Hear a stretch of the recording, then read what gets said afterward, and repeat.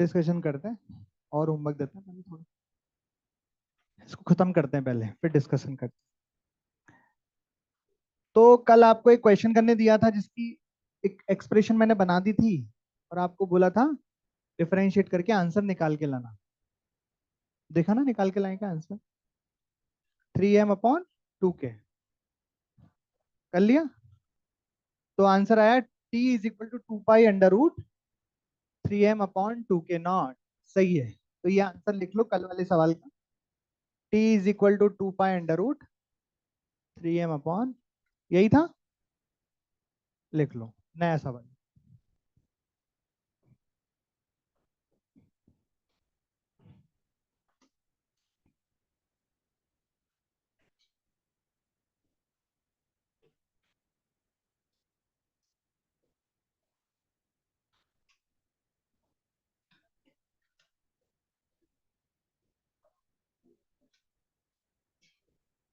इसमें ये जो पुली है, मास एम रेडियस आर,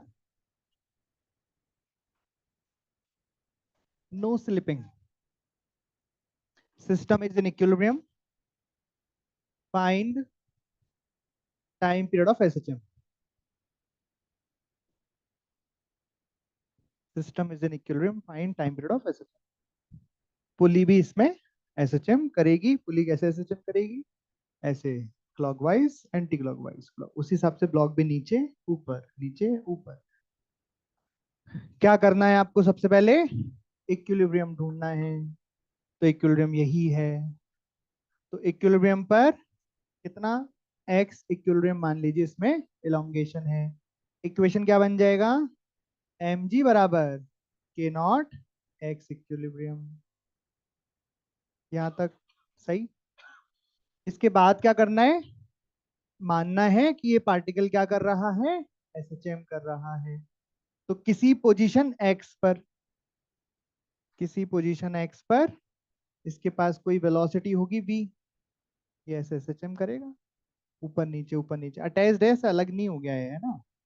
और अगर इसमें ये ब्लॉक अगर x नीचे आया है तो स्प्रिंग में भी कितना इलोंगेशन आ गया होगा? एक्स इक्विलिब्रियम तो पहले से था, एक्स और आ गया है। और ये पुली भी तो घूमेगी, तो इसमें एंगुलर वेलोसिटी कितनी आ गई है? ओमेगा। अब सिस्टम की टोटल एनर्जी लिखते हैं। काइनेटिक एनर्जी कैसे लिखेंगे? Half M V square, half I, I किसका? डिस्क का, ओमेगा स्क्वायर। ये क्या कर रही है? प्योर रोटेशन कर रही है। स्प्रिंग की पोटेंशियल एनर्जी, स्प्रिंग में ओवरऑल एलोंगेशन कितना है? Half k0 X equilibrium plus X का स्क्वायर। और ये ब्लॉक सबसे पहले तो नेचुरल लेंथ में होगा ना। नेचुरल लेंथ से पहले कितना नीचे आया? एक्स इक्विलिब्रियम, फिर एक्स नीचे आया, तो ओवरऑल कितना नीचे आ गया? mg X equilibrium plus X बराबर टोटल एनर्जी। और टोटल एनर्जी क्या होगी? कांस्टेंट होगी। अब करो इसको डिफरेंशिएट और निकालो फाइनल आंसर जल्दी से क्या है। और ये ध्यान रखना, यहाँ पे नो स्लिपिंग है ना। तो स्ट्रिंग की वेलोसिटी है v और इस पॉइंट की वेलोसिटी है ओमेगा आर। तो v बराबर ओमेगा आर यहाँ पे भी है। v बराबर ओमेगा आर यहाँ पे भी है। तो बताइए टाइम पीरियड सॉल्व करो।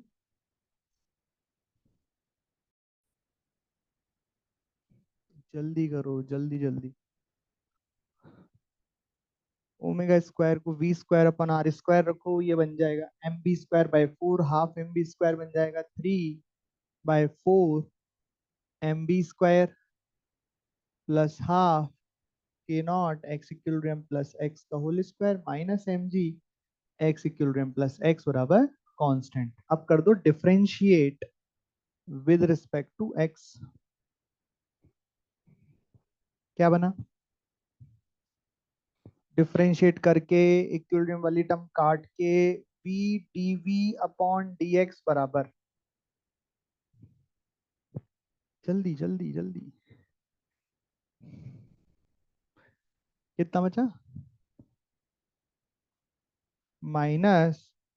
-kx/3। गलत है ये तो।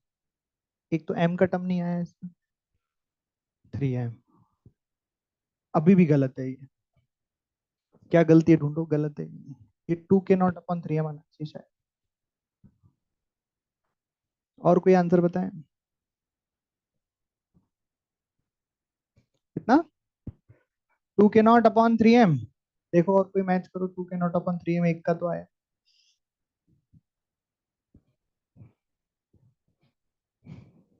ये क्या कर रहे हैं? ये ऐसा कैसे आ गया? ये तो आ ही नहीं सकता, ऐसा बच ही नहीं सकता, क्या किया है ये? इसको जोड़ देते ना पहले। वो तो बाद में कर लो, वो तो एक ही बात है, जोड़ पहले जोड़ के बाद। ठीक है, खैर ये आ गया। तो टाइम पीरियड कितना आ जाएगा? 2π√3m/2k0। ठीक, लिख लो और हेडिंग डालो, एंगुलर एसएचएम।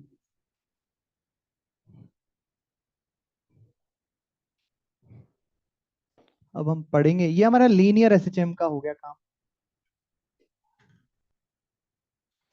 अब एंगुलर एसएचएम की पूरी कहानी पढ़ेंगे, जो भी हमने अब तक लीनियर में पढ़ा है उसकी इक्वेशन, ये वो सब कुछ, काइनेमेटिक्स, डायनामिक्स, किसके लिए पढ़ेंगे?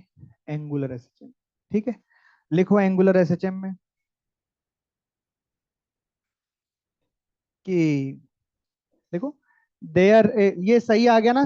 दो चार लोगों का आ गया ना 2k0/3m? कितने लोगों का आ गया 2k0/3m? 1 2 3 4 5, ठीक है, सही है। एंगुलर एसएचएम हेडिंग डालिए और लिखिए, there is restoring torque, there is restoring torque that tries to bring a particle to mean position, that tries to bring a particle to mean position। इसका मतलब क्या है? लीनियर एसएचएम में क्या होता था? एक रिस्टोरिंग फोर्स होता था जो पार्टिकल को इक्विलिब्रियम में लेके आता था। यहाँ पे क्या होगा? टॉर्क होगा, रिस्टोरिंग टॉर्क। मतलब थीटा अगर क्लॉकवाइज है तो टॉर्क एंटी क्लॉकवाइज लगेगा, और थीटा अगर एंटी क्लॉकवाइज है तो टॉर्क क्लॉकवाइज है। जैसे एक्स में होता था, एक्स पॉजिटिव तो फोर्स नेगेटिव, एक्स नेगेटिव तो फोर्स पॉजिटिव। उसको बोलते हैं अपन रिस्टोरिंग फोर्स, इसको बोलेंगे अपन रिस्टोरिंग टॉर्क। तो तो इसको हम एक टेबल बना के लिखेंगे ताकि हम कंपेयर कर पाए कि जो चीज लीनियर एसएचएम में जैसे दिखती है वो एंगुलर एसएचएम में वो इक्वेशन या वो चीज कैसे दिखेगी। तो ये हमें पता है, वो हम डराइव कर रहे हैं। डेरिवेशन जैसे इसका हुआ वैसे इसका होगा, इनके डेरिवेशन हमने ज्यादातर में किए हैं, तो उसके डेरिवेशन हम डायरेक्ट लिखेंगे। सबसे पहले तो यहाँ पे जो रीस्टोरिंग फोर्स लगता है वो कैसा आता है? F is equal to minus k x. यहाँ पे के का मतलब क्या है? SHM constant. यहाँ पे टॉर्क बराबर क्या आएगा? Minus k theta. वही सब कुछ है, बस यहाँ पे थीटा एंगुलर डिस्प्लेसमेंट कहलाएगा। थीटा एंगुलर डिस्प्लेसमेंट अगर ऐसा है तो टॉर्क अपोजिट, थीटा ऐसा है तो टॉर्क अपोजिट। अच्छा जी, इसके बाद ये एफ बराबर एम में लिख दिया था, तो ए बराबर कितना आया था? यहाँ पे टॉर्क बराबर क्या लिखेंगे? एम लिखेंगे कि आई अल्फा लिखेंगे? तो ये कितना बन जाएगा? देखा? अच्छा, इसके बाद इसको कंपेयर कर दिया था ना ओमेगा स्क्वायर, तो यहाँ पे ओमेगा स्क्वायर बराबर कितना आया था? और ओमेगा बराबर, हाँ, तो बताइए यहाँ पे ओमेगा, वही कंपेयर करेंगे, तो ओमेगा बराबर यहाँ कितना आएगा? के बाय। तो बताइए यहाँ पे टाइम पीरियड क्या बनता था? टी बराबर 2π/ओमेगा एम अपॉन के का मतलब यहाँ पे स्प्रिंग कांस्टेंट नहीं चल रहा है, एसएचएम कांस्टेंट चल रहा है। ये एसएचएम फोर्स है, अरे हाँ कि ना?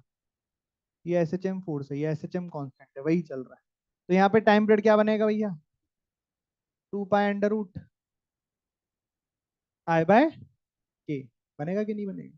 और सुनो, यहाँ पे अगर आप वो बनाओ, क्या बोलते हैं, डिफरेंशियल इक्वेशन, क्या बनती थी यहाँ डिफरेंशियल इक्वेशन? एक्स का double differentiation with respect to time plus k upon m x बराबर 0। और यहाँ पे डिफरेंशियल इक्वेशन क्या बनेगी? एंगुलर डिस्प्लेसमेंट का double differentiation plus k upon I, theta बराबर 0। ये अंतर दिखा क्या? पहले देख लो, पहले देख लो फिर छाप लेना। उसके बाद इक्वेशन बनाते हैं। सबसे पहले यहाँ पे डिस्प्लेसमेंट है जो फंक्शन ऑफ टाइम क्या बना था, एक्स बराबर A sine omega T plus phi naught, सबकी चीजें आपको पता है किसको क्या कहते हैं। यहाँ पे बनेगा थीटा बराबर थीटा नॉट, थीटा नॉट का नाम क्या होगा, angular amplitude, sine omega T plus phi nought. यहाँ पे भी फाइनल, यहाँ पे भी इनिशियल फेज क्या बताएगा कि पार्टिकल कहाँ से स्टार्ट हो रहा है, एक्सट्रीम से स्टार्ट हो रहा है, मीन से स्टार्ट हो रहा है कि नेगेटिव एक्सट्रीम से, बीच में कहीं से स्टार्ट हो रहा है, बातें सब सेम है ना। अच्छा, जब इसको डिफरेंशिएट करें तो क्या मिला था, v बराबर A omega cos omega T plus phi naught. या जब थीटा को डिफरेंशिएट करेंगे तो क्या मिलेगा, angular velocity, angular velocity omega नहीं, ओमेगा तो क्या है, एंगुलर फ्रीक्वेंसी है। क्या मिलेगा, omega dash is equal to theta naught omega cos omega T plus phi naught. ये ओमेगा और ये ओमेगा काटने नहीं, वो एंगुलर फ्रीक्वेंसी है, वो है अंडर रूट के अपॉन आई, ये है angular velocity of the particle जो कि एंगुलर एसएचएम कर रहा है। ऐसे करेगा ना, ऐसे सिंपल पेंडुलम का एग्जांपल मन में रखो, वो उसकी एंगुलर वेलोसिटी सोचो। सर्कुलर मोशन ही तो है एक तरीके से सिंपल पेंडुलम का मोशन। सर्कुलर मतलब पूरा सर्कुलर नहीं है, पर जितना बहे उतना सर्कुलर है ना। तो उसकी एंगुलर वेलोसिटी किसी मोमेंट पर वो है ओमेगा डैश। और इसके बाद acceleration as a function of time, तो ए बराबर क्या था, minus omega square a sine omega T plus phi nought. यहाँ पे आएगा अल्फा बराबर minus omega square theta nought sine omega T plus phi nought. एक और बची है, velocity as a function of x, क्या दी थी, v बराबर omega under root a square minus x square, और जब यहां जरूरत पड़ेगी तो कैसे लगाएंगे, omega dash is equal to omega under root theta naught का square minus theta square, angular position angular displacement, और ये एंगुलर एम्पलीट्यूड का, इसको सेम है एकदम। ये ऐसे, ये हो गया आपका एंगुलर एसएचएम का सब कुछ। ये काइनेमेटिक्स हो गई, ये हो गई डायनेमिक्स भी मैं बता देता हूँ। डायनेमिक्स में सुन लो पहले, डायनेमिक्स में क्या कर रहे थे हम, बेसिकली टाइम पीरियड ही तो निकाल रहे थे। तो time period of angular SHM हम कैसे निकालेंगे, तो वैसे तो मैंने इसकी स्टेप आपको साथ में ही लिखा दी थी जब मैं फोर्स मेथड पढ़ा रहा था। तब याद करो, सबसे पहले क्या किया था, इक्विलिब्रियम निकाला था। इक्विलिब्रियम कैसे निकालेंगे, टॉर्क नेट जीरो करके निकालेंगे। फिर क्या करते थे इक्विलिब्रियम से, एक्स डिस्प्लेस करते थे, यहाँ कितना डिस्प्लेस करेंगे, theta, displace theta from equilibrium. उसके बाद क्या करते थे, राइट टॉर्क नेट, लिखा टॉर्क नेट। फिर क्या करते थे, टॉर्क नेट किसके किसके फंक्शन, किसका जैसा दिखना चाहिए आपको, ऐसे दिखना चाहिए, अरे दिखेगा। फिर फोर्थ स्टेप क्या होगी, compare it with torque of SHM, compare it with torque of SHM which is equal to minus K of SHM into theta. After comparison हमें क्या मिलेगा, after compare K S H M is equal to K मिल जाएगा। अरे मिलेगा क्या, मिल गया, के एस एच एम आ गया आपके हाथ में। अब after comparison we will get k S H m आ गया, तो ओमेगा कितना होएगा, under root k upon I. I का मतलब क्या है, moment of inertia.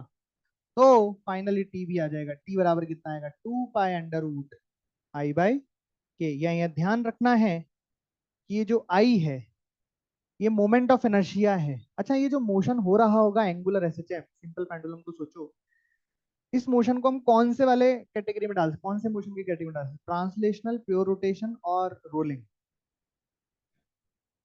Rotational fixed axis rotation है ना। फिक्स्ड एक्सिस रोटेशन में टॉर्क वगैरह जब भी लिखना होता है ना, हिंज के अबाउट लिखते हैं सारी चीज। आई भी किसके अबाउट लिखेंगे, हिंज के अबाउट। तो ये m o I about hinge, तो आई किसके अबाउट लिखना है, हिंज के अबाउट। टॉर्क किसके अबाउट लिखना है, ये वाला टॉर्क जो आप यहाँ लिखोगे ना टॉर्क, ये टॉर्क भी किसके अबाउट है, अबाउट हिंज। और बिल्कुल सेम टू सेम वही स्टेप्स हैं जो फोर्स के लिए करते थे, यहाँ टॉर्क के लिए करेंगे। लिख लो, ऐसे है ये एंगुलर एसएचएम। और एंगुलर एसएचएम का एग्जांपल सिंपल पेंडुलम। तो ये लिख के अपन को क्या हेडिंग डालनी है, सिंपल पेंडुलम। करो।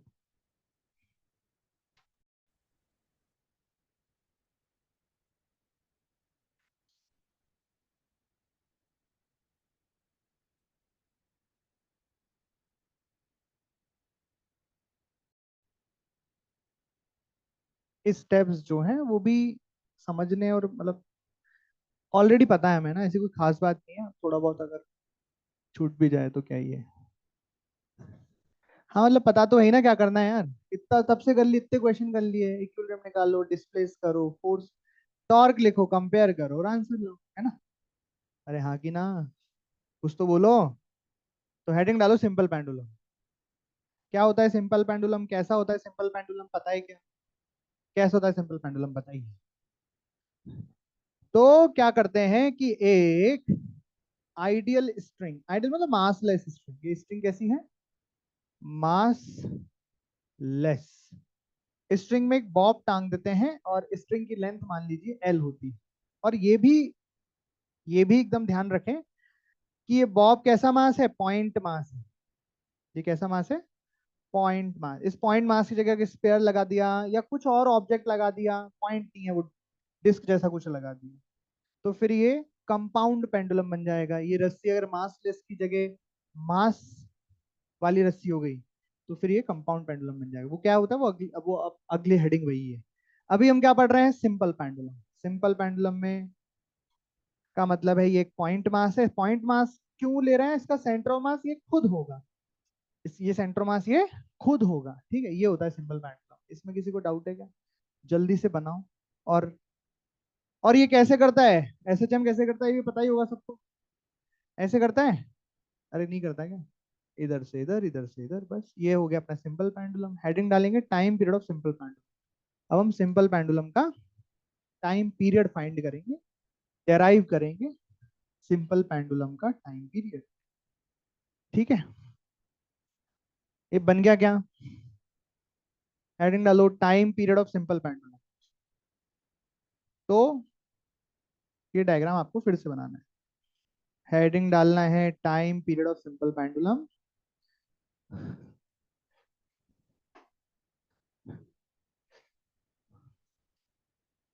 चलिए हेडिंग डाल लिया आपने टाइम पीरियड सिंपल पेंडुलम। इधर देखो डायग्राम पूरा एक साथ बना लेना। इधर देखो, सबसे पहले आप इक्विलिब्रियम ढूंढोगे तो यही इक्विलिब्रियम हो जाएगा। कैसे पता लगेगा यही इक्विलिब्रियम है, इक्विलिब्रियम के लिए टॉर्क नेट जीरो होना चाहिए, फोर्स नेट जीरो होना चाहिए। नीचे लगेगा mg, ऊपर लगेगा टेंशन। टेंशन का टॉर्क हिंज के अबाउट जीरो, mg का टॉर्क हिंज के अबाउट जीरो, तो net torque zero, net force zero, T बराबर mg। तो ये क्या होगा, इक्विलिब्रियम पोजीशन। अब हमें क्या करना है, इक्विलिब्रियम से इसको डिस्प्लेस करना है। तो ये इक्विलिब्रियम पोजीशन, इक्विलिब्रियम से इसको थीटा डिस्प्लेस कर दिया।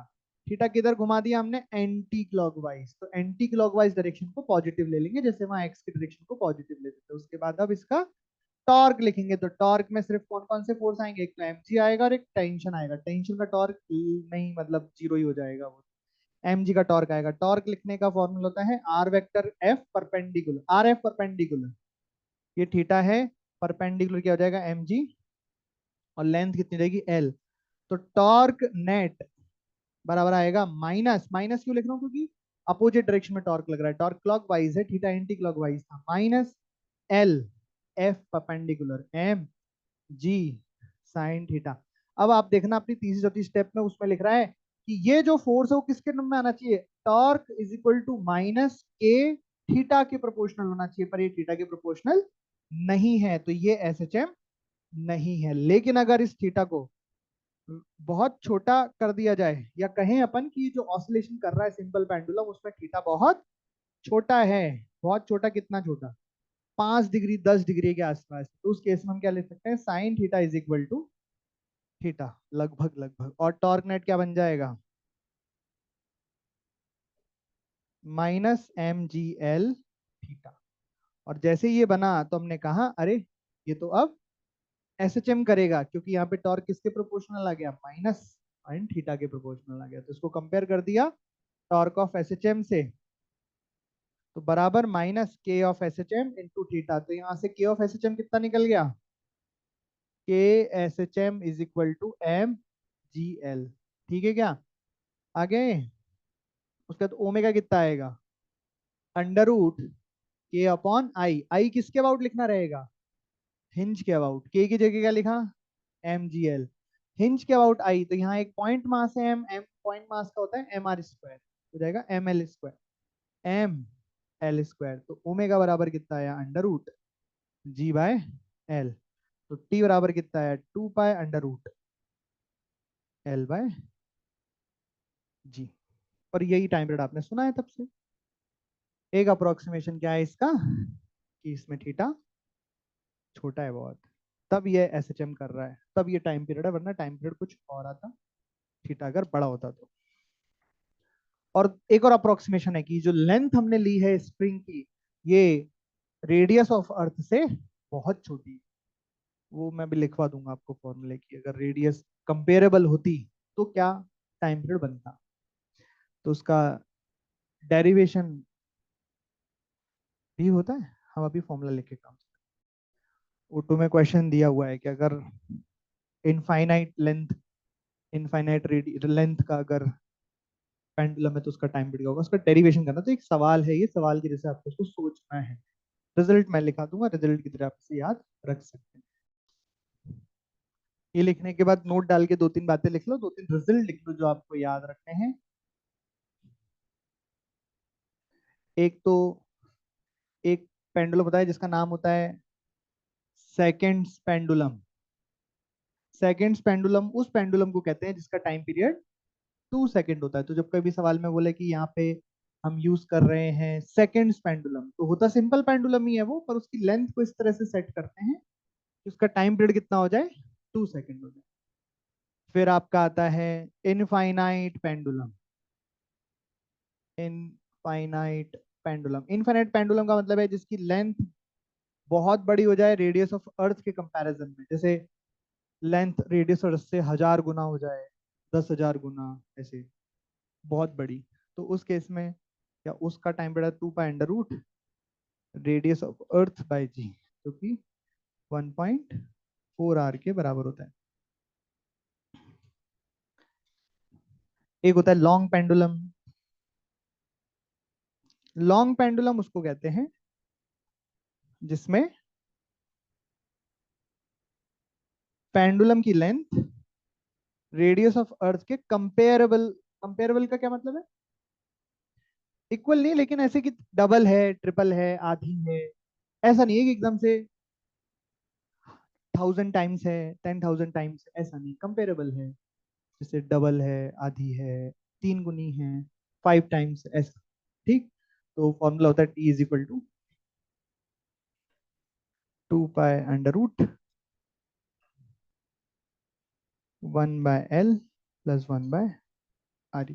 अब इसे देखो, आपके दोनों फॉर्मूले बन जाएंगे जब यहाँ पे ना एल बहुत छोटा होता है आर ई से। अब देखो दोनों फॉर्मूला कैसे बन जाएंगे, देखो ये वाला देखो, इनफाइनाइट पेंडुलम में क्या है, एल बहुत बड़ा है आर ई की कंपैरिजन में, एल बहुत बड़ा है, सोचो एल बहुत बड़ा हो गया तो 1/L 0 हो जाएगा, तो ये आर ई 2 पाई RE/G बन जाएगा। और यहाँ पे एल बहुत छोटा है, आर बहुत बड़ा है, तो आर बहुत बड़ा है तो 1/R 0, तो ये L/G बन जाएगा, ऐसे। ये आपको याद रखने हैं।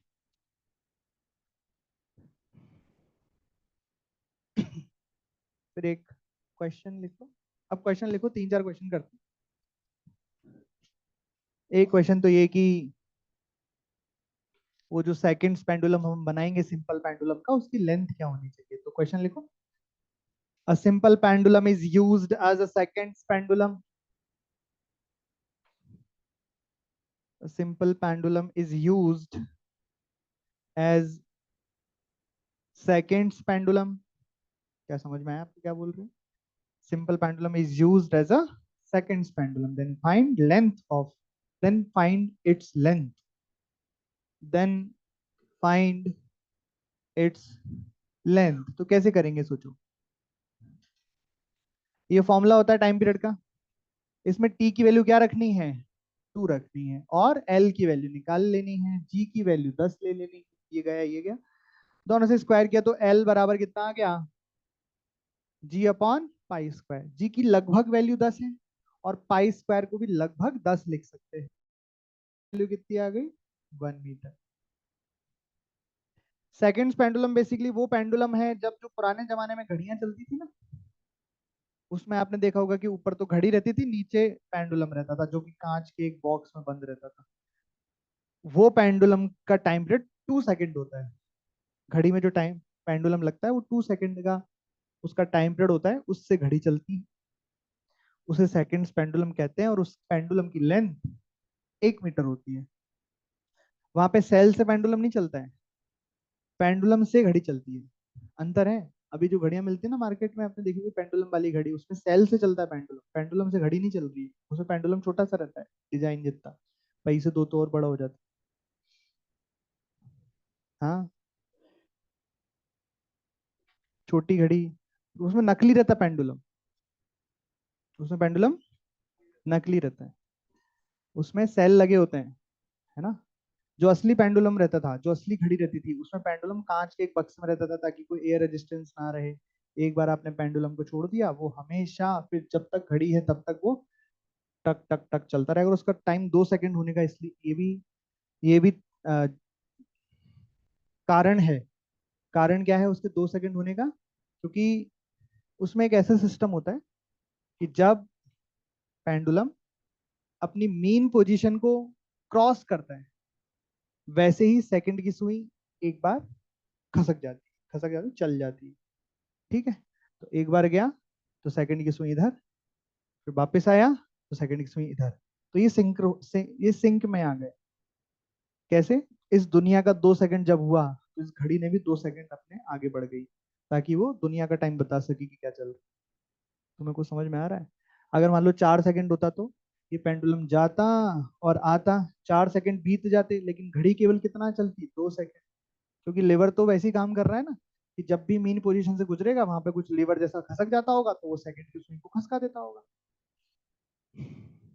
तो पता लगता है इस दुनिया के 4 सेकंड आगे चले गए पर घड़ी के केवल 2 ही सेकंड आगे गए, तो फिर तो गड़बड़ हो जाता ना। घड़ी पीछे हो जाती कि आगे हो जाती, पीछे। मतलब अभी सुबह 12 बजे मान लो घड़ी चालू हुई, रात के 8 बज गए और घड़ी में सिर्फ 3 ही बज गए, ऐसा हो जाता ना कुछ, नहीं होता क्या।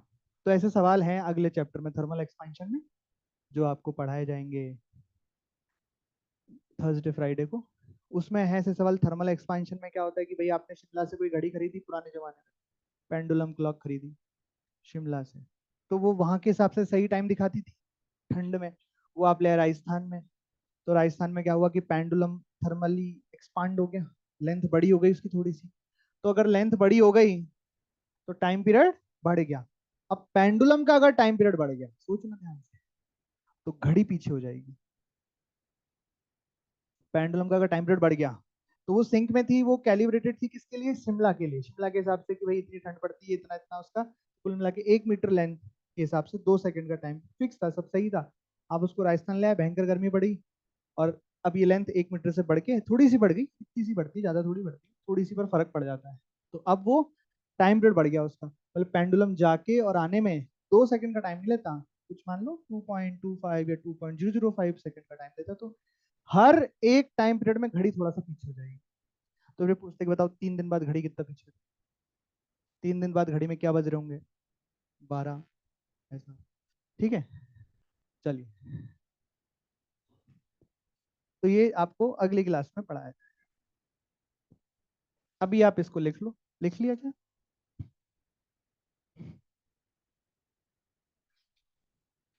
हेडिंग डालो, time period of simple pendulum in accelerated frame.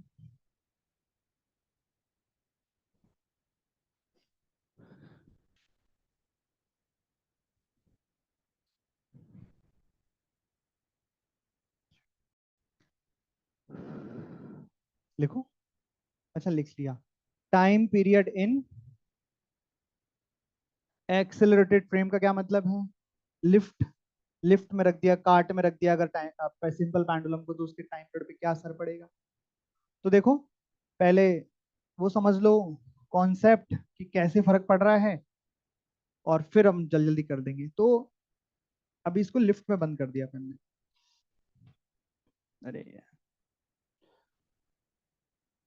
ये क्वेश्चन नहीं है। और लिफ्ट मान लो ऊपर चल रही है ए एक्सलेशन, है ना, तो क्या असर पड़ेगा? मास एम है, लेंथ एल है, बस लिफ्ट ऊपर चल रही है एक्सेलरेशन ए से। तो क्या होगा, अब चूंकि हमने डेरिवेशन कर रखा है टाइम पीरियड का, तो हमें पता है कि कैसे आता है डेरिवेशन, कैसे आता है, कैसे आता है, टाइम पीरियड का फॉर्मूला भी डराइव किया ना? कैसे आता है टाइम पीरियड का फॉर्मूला? है जी? हाँ वही, एफबीडी बनाया, डिस्प्लेस किया, फिर टॉर्क देखा। तो यहाँ पे आप देखेंगे ना, तो हम अंदर बैठ के देख रहे हैं, क्योंकि इसके अबाउट, हिंज के अबाउट अपन टॉर्क लिखेंगे, और हिंज खुद एक मूव कर रहा है, नॉन इनिशियल फ्रेम है। तो टेंशन ऊपर लगेगा, सही बात है, नीचे एक mg लगेगा और एक सूडो लग जाएगा ma। अब जब आप इसको डिस्प्लेस करोगे, टेंशन तो हिंज से ही पास होगा, तो टेंशन के टॉर्क का कोई मतलब है नहीं। पर इस बार टॉर्क mg और ma का लगेगा। अरे हाँ कि ना? तो जहां जहां पहले एम जी लिखा हुआ था, वहां वहां पे क्या लिखा है, m g plus a, m into g plus a m. वही साइन थीटा का कॉम्पोनेंट, साइन थीटा आएगा, साइन थीटा का थीटा होएगा, हर जगह सब कुछ वही होएगा। जैसे इसमें एम से एम कट गया था और अंत में जी बच गया था ना, 2 पाई रूट एल बाई जी, वैसे यहाँ 2 pi root L upon G plus ए बच जाए। समझ में आई बात? तो इससे पहले आप ये लिख लो कि जब भी ऐसे एक्सेलरेटेड फ्रेम में हम जब भी ऐसे एक्सेलरेटेड फ्रेम में हम टाइम पीरियड लिखते हैं, तो टी बराबर आता है 2 pi under root L upon G की जगह क्या आता है, जी इफेक्टिव। और जी इफेक्टिव बेसिकली क्या होता है? जी इफेक्टिव होता है वो सभी फोर्सेस का नेट फोर्स जिनकी वजह से टॉर्क आ रहा है। जैसे यहाँ पे नेट फोर्स तो तीन है, टी भी है, एम जी भी है, और एम ए भी। तो net force divide by m करेंगे तो काम नहीं चलेगा, क्योंकि T plus m g plus m a upon m तो कुछ नहीं आया। टी को क्यों नहीं ले रहे हैं? क्योंकि टी जो है टॉर्क नहीं लगा रहा है, क्योंकि टी हमेशा कहां से पास हो रहा है, हिंज से। टॉर्क किसका आएगा? टी के अलावा जो फोर्स होंगे उनका टॉर्क आएगा। ये जो ऐसे फोर्स जो हिंज में से पास नहीं होंगे उनका टॉर्क आएगा। तो नेट फोर्स क्या लिखोगे, टी के अलावा m g plus m a, divide by क्या करोगे, मास, तो कितना आ गया, जी प्लस ए।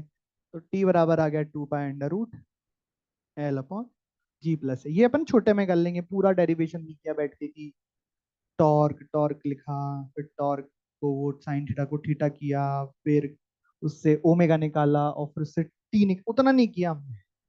हमने वो सब दिमाग में किया और बोले कि ये मेन मेन बातें, ये अंतर पड़ेगा बस, बाकी फॉर्मूला यहाँ है।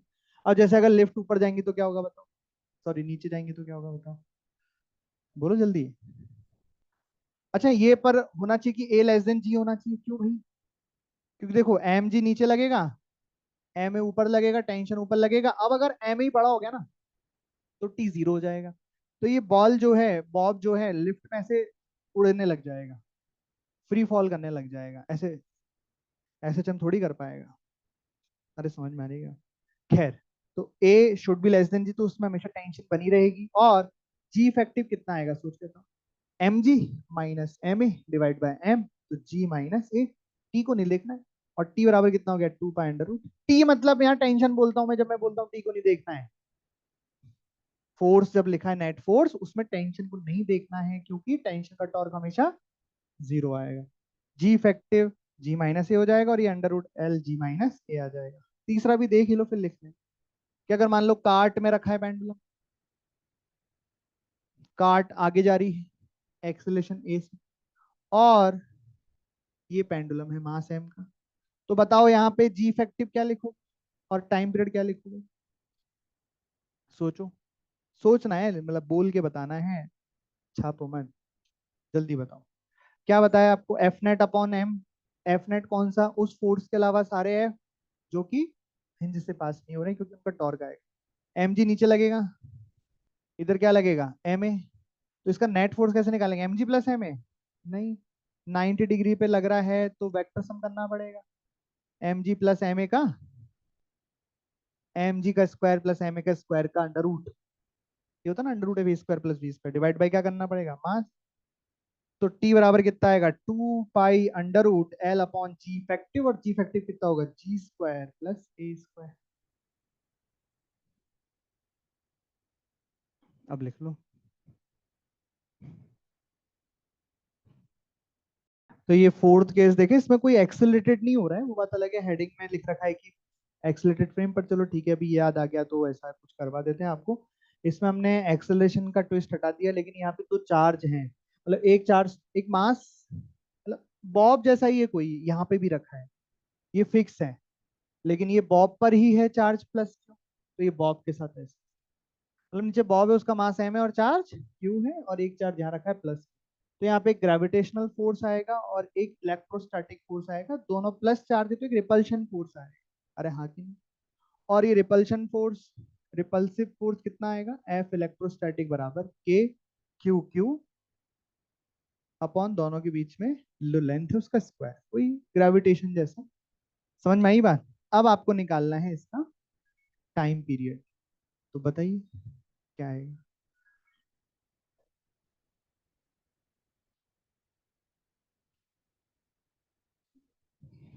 बताइए टाइम पीरियड क्या आएगा।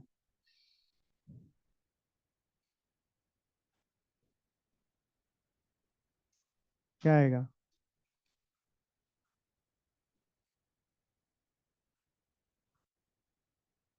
ये क्या बता रहा है।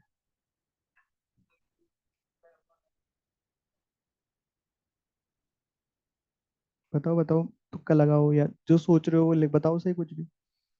हम्म।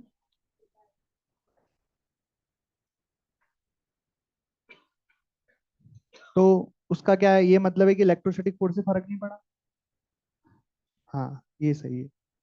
तो ये ऐसा है कि हमने जब इसको थीटा डिस्प्लेस किया तो हमने देखा फोर्स कौन कौन सा है, तो देखो एक प्लस चार्ज यहाँ भी है ना, तो एम जी ऐसे आ जाएगा, बहुत बढ़िया बात है, टेंशन ऐसे आ जाएगा, और जो इलेक्ट्रोस्टैटिक फोर्स आएगा वो देखो प्लस इस प्लस को धक्का मारेगा, रिपल्शन, तो इलेक्ट्रोस्टैटिक फोर्स इधर आएगा, तो कुल मिला के टॉर्क टी का जीरो आएगा, एफ का टॉर्क भी जीरो आएगा, क्योंकि वो भी किस लाइन में लग रहा है, हिंज की लाइन में लग रहा है, या अलोंग द स्ट्रिंग बोल दो, ऐसे लग रहा है, क्यों लग रहा है, क्योंकि दो चार्ज एक दूसरे को धक्का मारते हैं ना, तो धक्का ग्रेविटेशन की तरह मारते हैं, अलोंग द लाइन ज्वाइनिंग मारते हैं, तो इलेक्ट्रोस्टैटिक फोर्स की वजह से भी टॉर्क जीरो आएगा, तो कुल मिला के जो mg है वही इसका रीस्टोरिंग टॉर्क बनेगा, और सिर्फ mg का फर्क पड़ेगा, तो टाइम पीरियड अपना कितना आ जाएगा, 2 पाई अंडर रूट L/g, इस तरीके से।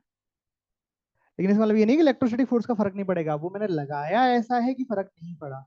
अगर मैं कुछ इलेक्ट्रोस्टैटिक कुछ ऐसा अरेंजमेंट कर देता कि इलेक्ट्रिक फील्ड इस तरफ है और इसमें फोर्स इधर लगेगा, तो फिर कोई फर्क पड़ जाता। कुल मिला के कॉन्सेप्ट ये है, हिंज के अबाउट जिस फोर्स का टॉर्क नहीं आएगा उसका इसके टाइम पीरियड पर भी कोई असर नहीं पड़ेगा। ठीक है। बाकी थर्ड केस में एक छोटी सी बात रह गई थी, तो आप चाहो तो उसी में लिख लेना, डायग्राम बना लेना, फिर से बनाने की जरूरत नहीं, उसी में अगर जगह हो तो एक और डायग्राम बना लेना। बताऊं क्या, इक्विलिब्रियम कहाँ होगा।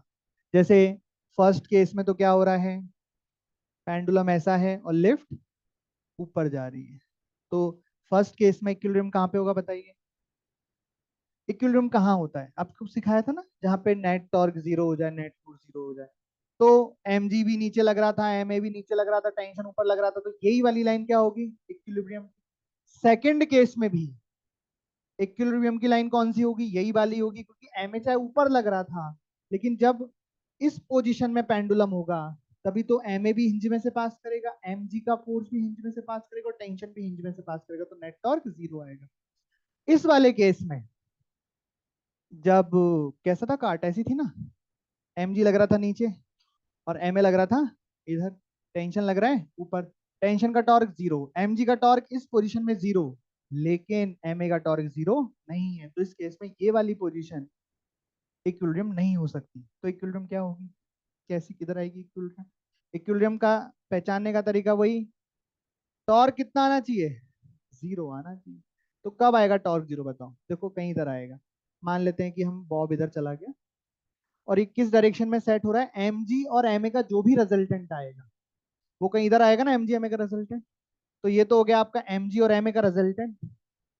एफ नेट, एफ नेट में कौन कौन से फोर्स लिए हमने, force of gravity plus force of pseudo, और टेंशन किधर लगेगा, पीछे, तो टेंशन का टॉर्क जीरो, और फोर्स अब किस लाइन में आ गया, लाइन ऑफ स्ट्रिंग की लाइन में आ गया, तो कहां से पास करेगा, अब हिंज से पास करेगा। अरे समझ रहे हो क्या, ऐसे दिख रहा है। तो इसका टॉर्क इन दोनों का मिला के जो नेट फोर्स आएगा उसी डायरेक्शन में, तो किसी एंगल थीटा पर आएगी यहाँ पे इक्विलिब्रियम पोजीशन, ये हो जाएगा आपका इक्विलिब्रियम पोजीशन। अच्छा बोले सर इसका मतलब अगर इक्विलिब्रियम पोजीशन ये है, तो टू एंड फ्रो मोशन तो अबाउट इक्विलिब्रियम ही होता है, तो मतलब यहाँ पे एसएचएम का पाथ ऐसा होगा एकदम बढ़िया सा, यहाँ पे अच्छा होएगा, कैसा होएगा पता है, ऐसा, तुमको दिख रहा है, मतलब जब इक्विलिब्रियम ऐसा है तो एसएचएम भी फिर यूं ही होगा, टेढ़े में फिर यूं ही, दिख रहा है मस्त एकदम, ये तो इक्विलिब्रियम हो गई, तो एसएचएम ऐसे ऐसे होगा इक्विलिब्रियम के about, to and fro motion. जबकि पहले और दूसरे केस में कैसा होगा, ये इक्विलिब्रियम इसके अबाउट, जैसा आपको सिंपल पेंडुलम नॉर्मल जिंदगी में दिखता है वैसा। लेकिन जब अगर एक्सेलरेटेड कार्ट में आप सिंपल पेंडुलम को ऐसा करके छोड़ोगे ना, लेकिन ध्यान रखना एक्सेलेरेशन कांस्टेंट होना चाहिए, क्योंकि नहीं तो फिर वो एंगल बढ़ती ही जाएगा, अगर एक्सेलेरेशन बढ़ता गया और कम होता गया तो कम होते जाएगा। अगर एक्सेलेरेशन कांस्टेंट एक्सेलेरेशन आप गाड़ी चलाओगे कभी और उसमें एक पेंडुलम लटकाओगे अभी, तो पेंडुलम सीधा नहीं लटकेगा, पेंडुलम से टेढ़ा हो जाएगा, और जब उसमें आप ऐसे टिक कर दोगे धीरे से, तो ऐसे ऐसे ऐसे ऐसे ऐसे ऐसे ऐसे जम करने लगेगा छापो।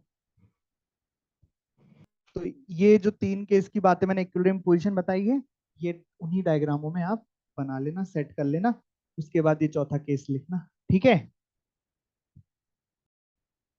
बताओ बताओ, क्या ये थीटा हम निकाल सकते हैं क्या इक्विलिब्रियम का एंगल, बताओ क्या होगा, मतलब इतना टाइम नहीं लगना चाहिए, मुंह जवानी आना चाहिए एकदम। ये किस किस का रिजल्टेंट है, एम जी और एम ए का ना, ये थीटा मतलब यही थीटा तो पूछ रहे हैं, तो टेन थीटा बराबर m a upon m g, tan theta बराबर ए अपॉन जी। अरे रिजल्टेंट का एंगल तो निकालना जानते ही है ना अपन, 90 डिग्री पे है, तो ten theta is equal to a upon g, perpendicular from base, vector का कॉन्सेप्ट है सिंपल, ठीक है ना, नहीं तो सवाल लिखो, लिखो। हाँ पुरानी बहुत सारी बातें यूज होते जा रही है, कनेक्ट करना पड़ेगा आपको जल्दी जल्दी, नहीं तो दोबारा सुनना फिर आप रिकॉर्डिंग में से। अभी तो अगला सवाल लिखो, a simple pendulum is performing SHM, a simple pendulum is performing SHM with angular amplitude 2 degree, with angular amplitude 2 degree, its length is 1 meter, its length is 1 meter, and mass of the bob is 2 kg, and mass of the bob is 2 kg। लिखा है यहाँ तक, अच्छा यहाँ तक लिखा तो ऐसे सुनो, अभी सवाल से हटके बात कर रहे हैं अपन, कि जब आपने सिंपल पेंडुलम का टाइम पीरियड देखा, तो यहाँ पे लेंथ और जी आ रहा है बस, मास पे कोई फर्क नहीं पड़ रहा है, मतलब यहाँ पे मास चाहे 1 kg का हो, 2 kg का हो, 15 kg का हो, सभी का टाइम पीरियड सेम आएगा, है ना। लेकिन जो स्प्रिंग ब्लॉक का पेंडुलम था उसको स्प्रिंग ब्लॉक पेंडुलम कहते हैं, स्प्रिंग ब्लॉक पेंडुलम किसको कहते हैं, जिसमें एक स्प्रिंग लगी हो और एक ब्लॉक लगा दिया हो, और ये ऐसे ऐसे ऐसे ऐसे करे, इसको क्या कहते हैं अपन, स्प्रिंग ब्लॉक पेंडुलम। इसका टाइम पीरियड क्या होता है, 2 पाई अंडर रूट m/k, यहाँ पे मास पे डिपेंड करता है, ठीक है। अरे समझ गए, ठीक है आगे लिखते हैं सवाल को, फाइंड, तो ऐसा कभी आए क्वेश्चन में स्प्रिंग ब्लॉक पेंडुलम, बोलो ये क्या हमको पढ़ाया नहीं, स्प्रिंग ब्लॉक पेंडुलम का मतलब कुछ भी नहीं है, एक स्प्रिंग और एक ब्लॉक को कनेक्ट करके और वो ऐसे ऐसे कर रहा है, सच हम उसको बोलते हैं स्प्रिंग ब्लॉक पेंडुलम, ठीक है ना। सिंपल पेंडुलम, रस्सी से एक बार मास लटका दिया, इसको सिंपल पेंडुलम। हाँ भाई, तो find maximum linear speed of pendulum during SHM, find maximum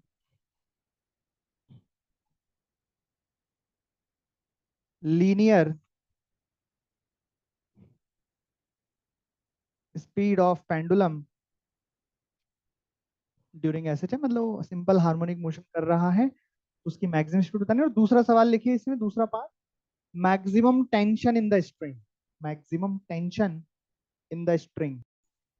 आप समझ पा रहे हैं? ये सवाल ना है आसान पर लगेगा बहुत कठिन, क्योंकि इसमें हम क्या यूज करने वाले हैं, एंगुलर एसएचएम की काइनेमेटिक्स का सवाल है बेसिकली, कि मैक्सिमम वेलोसिटी कहाँ होगी, कब होगी, कितनी होगी, ये सब फाइंड करना, और उस पॉइंट पे टेंशन भी निकालनी है।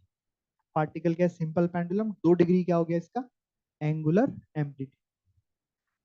तो कैसे करेंगे इसको, जरा इधर देखेंगे पहले।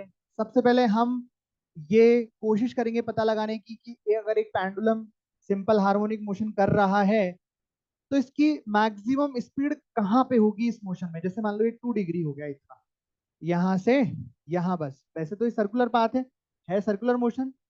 तो इस मोशन में इस पेंडुलम की मैक्सिमम स्पीड ऑब्वियसली इक्विलिब्रियम पे होगी, मैक्सिमम स्पीड, मैक्सिमम ओमेगा। यहाँ पर ओमेगा क्या होगा, 0, एक्सट्रीम पर रेस्ट होता है। यहाँ पर ओमेगा क्या होगा, 0, एक्सट्रीम पर रेस्ट होता है। मैक्सिमम ओमेगा कहाँ होगा, यहाँ ओमेगा का मतलब मेरा एंगुलर वेलोसिटी से है। एंगुलर फ्रीक्वेंसी तो पूरे मोशन की कांस्टेंट होगी, एंगुलर फ्रीक्वेंसी तो अंडर रूट एल बाय जी होगी। मैं ओमेगा का मतलब क्या है यहाँ पे मेरा, एंगुलर वेलोसिटी। तो देखो ना, यहाँ पे आके रुक जाएगा, फिर आएगा आएगा तेज हो जाएगा, फिर रुक जाएगा, फिर आएगा आएगा तेज हो जाएगा। तो यहाँ पे ओमेगा डैश क्या होगी इस जगह पर, मैक्स, अरे होगी ही नहीं होगी। और यहाँ पे जो वेलोसिटी होगी वी मैक्स, ये हमसे ये पूछना चाहता है कि maximum linear velocity, velocity at equilibrium, ये हमसे जानना चाहता है। क्या यहाँ तक कोई दिक्कत है किसी को? अब देखो कैसे करता हूँ। पहले मैं ओमेगा डैश की इक्वेशन ढूंढता हूँ अपने दिमाग में, तो मुझे मिल गई। तुम भी ढूंढो कॉपी में, मिल जाएगी। ठीक है, यहां से ओमेगा डैश मैक्स की वैल्यू कितनी आ जाएगी, थीटा नॉट इंटू ओमेगा। अगर इसको कंपेयर करो फॉर्मूले से तो देखो लीनियर सिस्टम में v बराबर ए ओमेगा मैक्सिमम वेलोसिटी होती है, और यहाँ पे क्या हो जाएगा, थीटा नॉट कितना है, 2 इंटू पाई बाय 180, डिग्री में ना तो रेडियन में कन्वर्ट करती है, और omega under root ji by L.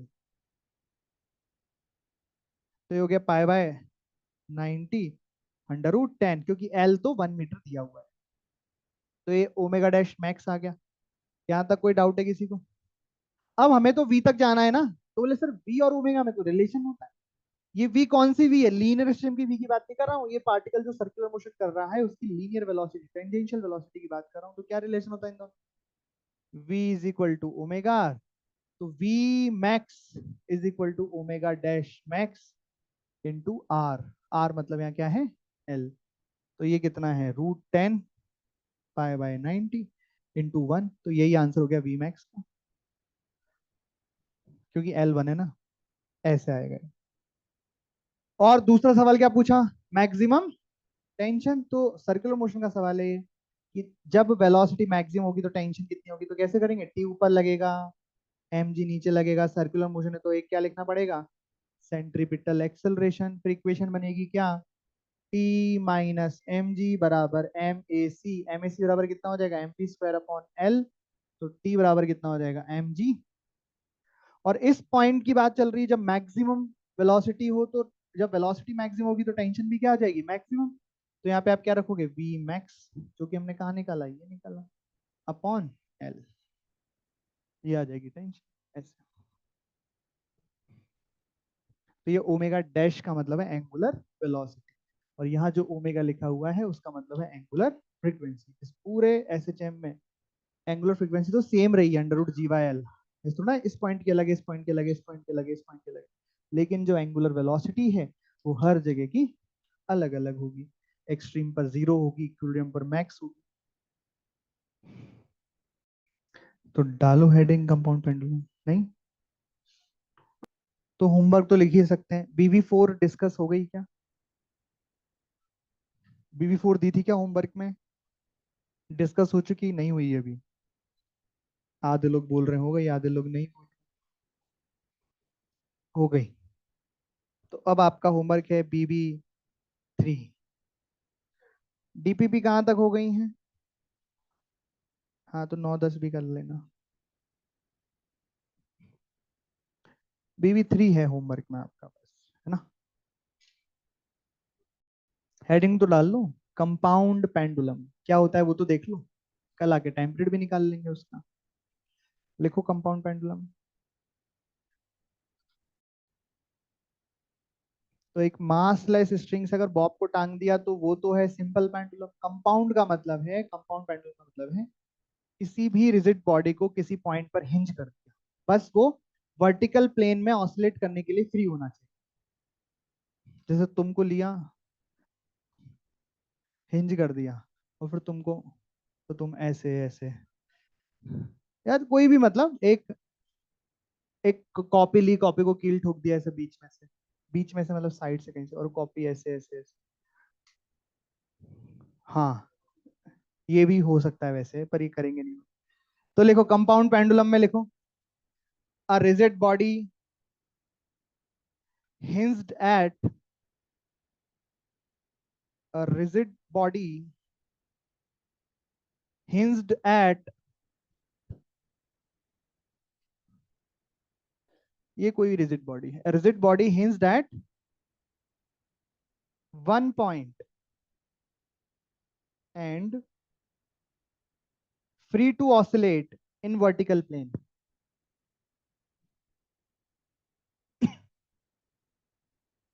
free to oscillate in vertical plane is called compound pendulum। जैसे कि ये पता नहीं क्या शेप है, जो भी शेप है जो भी हो, हमने तो यहाँ पे कील ठोकी है, ऐसा कील ठोकने में हिंज करने का मतलब है कि यहाँ पे ये फिक्स नहीं है, ये ऐसे ऐसे रोटेट कर सकती है, ठीक है क्या। और इसमें कोई कुछ जरूरी बातें सुनने वाली, इसका कहीं ना कहीं सेंटर ऑफ मास भी होगा, जरूरी नहीं हमने सेंटर ऑफ मास पे इंच किया, हम कहीं भी इंच कर सकते हैं, हमारा मन है। तो मान लीजिए, मान लो सेंटर ऑफ मास यहाँ पे है, तो ये सेंटर ऑफ मास है, ये हिंज्ड है, हिंज के अबाउट ये रोटेट करेगा, सेंटर ऑफ मास के अबाउट रोटेट थोड़ी करेगा, हिंज के अबाउट ये रोटेट करेगा। सेंटर ऑफ मास तो बस एक पॉइंट है इस बॉडी का। और हिंज और सेंटर ऑफ मास को मिलाने वाली लाइन की लेंथ क्या लेने वाले हैं अपन यहाँ पे, एल। जो एल पिछली बार अपन ने वो लिया था ना, रस्सी की लेंथ एल ली थी ना। रस्सी की लेंथ एल नहीं होती, बेसिकली वो रस्सी की लेंथ सेंटर ऑफ मास तक एल होती है, लेकिन वहां पे मैंने पॉइंट मास बोला था तो पॉइंट ही वो था, तो एल हो गई थी। वैसे वो हिंज से लेके सेंटर ऑफ मास की डिस्टेंस होती है असली में, ठीक है। तो एल क्या हो जाएगा, distance between hinged and COM. बाकी अब क्या करना है, टाइम पीरियड निकालना है, तो हेडिंग डाल दो time period of compound pendulum, answer वही आएगा। बस यहाँ पे आई जो मोमेंट ऑफ इनर्शिया उसको हम रख नहीं पाएंगे क्योंकि हमें शेप ही नहीं पता, बाकी करेंगे वही, थीटा डिस्प्लेस करेंगे, एमजी लगाएंगे, कंपोनेंट करेंगे, टॉर्क लिखेंगे, थीटा को साइन थीटा को थीटा लिखेंगे, और टाइम पीरियड आ जाएगा, ठीक है। तो कल ले आएंगे टाइम पीरियड को। तो कल हमारा कंपाउंड पेंडुलम होगा, टॉर्शनल होगा, और सुपर पोजिशन चालू करें, ठीक। तो परसों तक ये बड़े आराम से हो जाना चाहिए।